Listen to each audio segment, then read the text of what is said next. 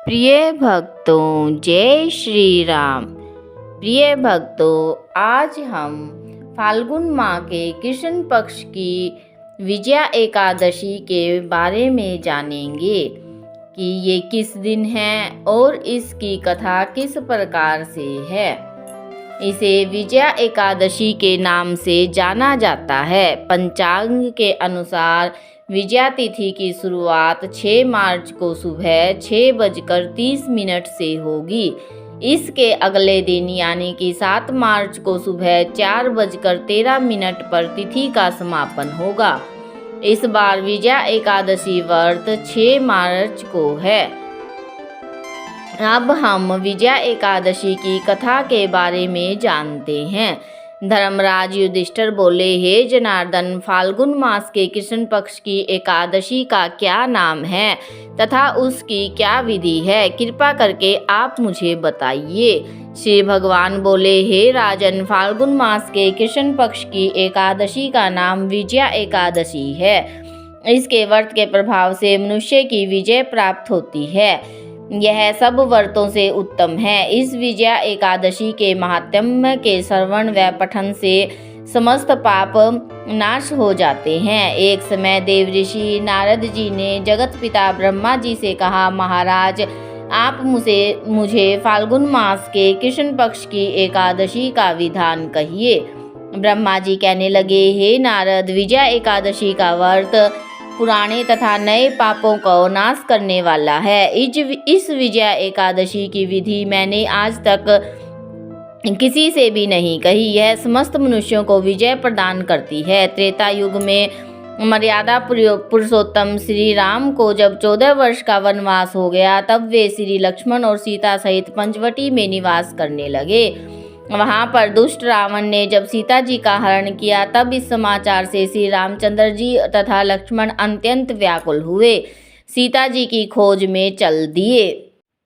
घूमते घूमते जब वे मरणासन जटायु के पास पहुँचे, तो जटायु उन्हें सीता जी का वृत्तांत सुनाकर स्वर्ग को चला गया। कुछ आगे जाकर उनकी सुग्रीव से मित्रता हुई और बाली का वध किया। हनुमान जी ने लंका में जाकर सीता जी का पता लगाया।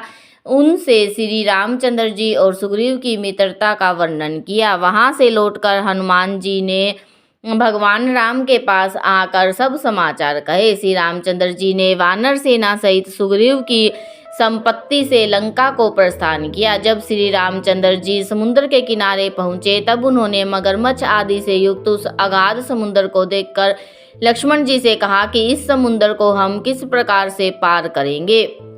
लक्ष्मण जी ने कहा, हे पुराण पुरुषोत्तम, आप आदि पुरुष हैं, सब कुछ जानते हैं। यहाँ से आधा योजन दूर पर कुमारी द्वीप में वकदालभ्य नाम के मुनि रहते हैं। उन्होंने अनेक ब्रह्मा देखे हैं। आप उनके पास जाकर इसका उपाय पूछिए। लक्ष्मण जी के इस प्रकार के वचन सुनकर श्री रामचंद्र जी वकदालभ्य ऋषि के पास गए और उनको प्रणाम करके बैठ गए। मुनि ने भी उनको मनुष्य रूप धारण किए हुए पुराण पुरुषोत्तम समझकर उनसे पूछा कि हे राम, आपका आना कैसे हुआ? रामचंद्र जी कहने लगे, हे ऋषि, मैं अपनी सेना सहित यहाँ आया हूँ और राक्षसों को जीतने के लिए लंका जा रहा हूँ। आप कृपा करके समुद्र पार करने का कोई उपाय बतलाइए। मैं इसी कारण आपके पास आया हूँ।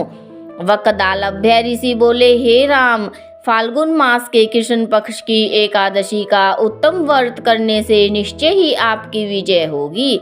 साथ ही आप समुद्र भी अवश्य पार कर लेंगे। इस व्रत की विधि यह है कि दशमी के दिन श्रवण, चांदी, तांबा या मिट्टी का एक घड़ा बनाएं। उस घड़े को जल से भरकर तथा 5 पल्लव रखकर वैदिक पर स्थापित करें। उस घड़े के नीचे सतनजा और ऊपर जो रखें, उस पर श्री नारायण भगवान की श्रवण की मूर्ति स्थापित करें और एकादशी के दिन स्नान आदि से निवृत्त होकर धूप, दीप, नैवेद्य, नारियल आदि से भगवान की पूजा करें। तत्पश्चात घड़े के सामने बैठकर दिन व्यतीत करें और रात्रि को भी उसी प्रकार बैठे रहकर जागरण करें।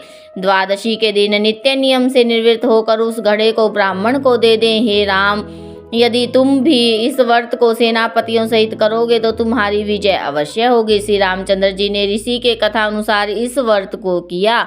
इसके प्रभाव से दैत्यों पर विजय पाई। अतः हे राजन, जो कोई मनुष्य विधि पूर्वक इस व्रत को करेगा, तीनों लोकों में उसकी अवश्य ही विजय होगी। श्री ब्रह्मा जी ने नारद जी से कहा कि हे पुत्र, जो कोई इस व्रत के महात्म्य को पढ़ता सुनता है, उसको वाजपेय यज्ञ का फल प्राप्त होता है। तो यहाँ हमारी एकादशी की कथा समाप्त होती है।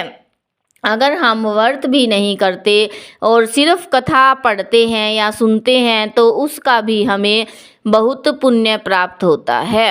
सियावर रामचंद्र की जय। श्रीमन नारायण नारायण नारायण। श्रीमन नारायण नारायण नारायण।